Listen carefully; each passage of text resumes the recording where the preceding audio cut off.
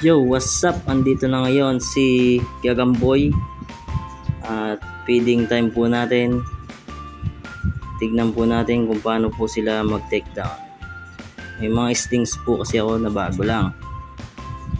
Kaya kailangan natin ng try kung kakain sila ng dubia roaches.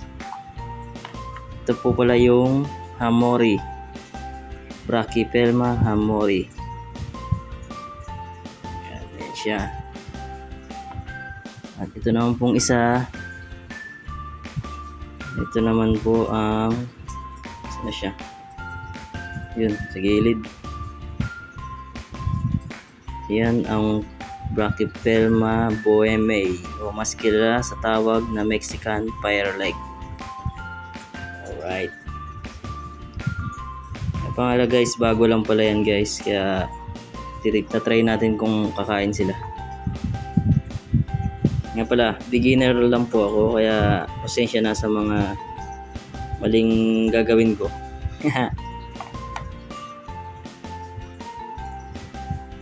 Alright, set up muna natin yung camera. Yo, what's up? Ito na nga pala ang aking video kanina na aking papakain ng aking tarantula.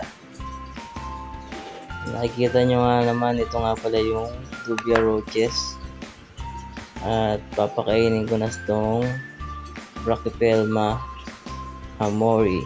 Kaso nahihirapan ako dyan guys, kaya kumuha ko ng cotton buds.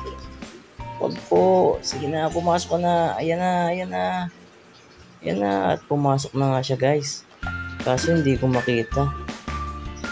Teka, tatanggalin ko muna yung takip para 1, 2, 3. Ayan siya. Tining! Alright. At ayan na nga pala guys. Sinusundot ko siya dyan kasi hindi nakikita ng tarantula ko. Ayan na guys. Yun! Nice takedown, my man. Alright. Gutom na. Yeah, guys, ngayon lang pala ako nag-alaga niyan. Kaya sana supportahan nyo ako guys. Please like and subscribe na lang mga guys. Susunod ulit, mag-upload tayo ng bagong video. Bye bye.